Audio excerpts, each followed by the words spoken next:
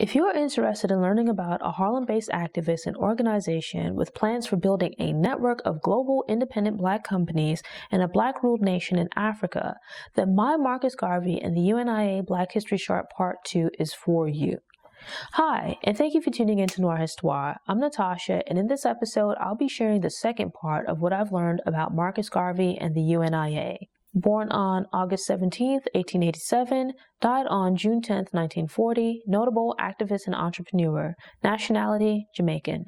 Settling in New York, Garvey established UNIA headquarters in Harlem and smaller branches in cities across the North. No real effort was made at that point to establish a presence in the South, as Garvey believed white supremacy and resistance were too firmly entrenched. Garvey initially supported himself and his movement by working in a print shop.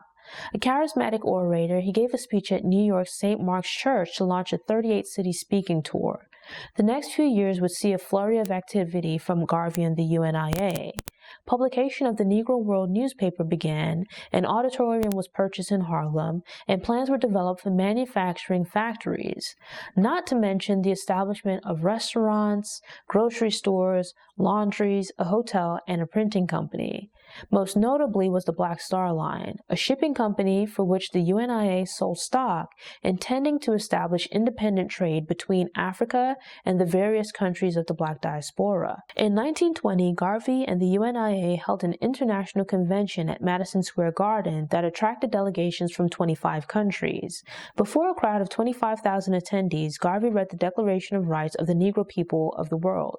Members of the UNIA, and Garvey dressed in a fancy outfit and hat with a large feather, led a parade of 50,000 people through Harlem. The event marked a moment of immense pride for some members of the Black community. But the attention also deepened the negative views of Garvey that were held by some Black leaders of the time. His views and activities also brought unwanted attention from J. Edgar Hoover and what was then the Bureau of Investigation, or the BOI. Unease about Garvey motivated the Bureau to hire its first Black agent to have someone infiltrate the UNIA. Unfortunately, the Black Star Line quickly went bankrupt due to mounting debts and poor business practices. When Garvey and the UNIA continued to sell stock in the failed company, it provided grounds for him to be arrested and indicted on mail fraud charges. It seems that despite having good business ideas, Garvey might not have been competent enough to run the business. Some historians believe that the first ship that was purchased may have incurred expensive repairs due in part to sabotage that financially burdened the company. Convicted in 1923, Garvey's role in the company's failure was more likely being a poor businessman rather than a con man. His conviction provided critics with the ammunition to paint him as a swindler and danger to the Black community. Garvey's support of segregation laws and acceptance of the Ku Klux Klan because of their shared commitment to the separation of the races didn't help matters. After serving a few years in prison, Garvey's sentence was commuted and he was deported to Jamaica.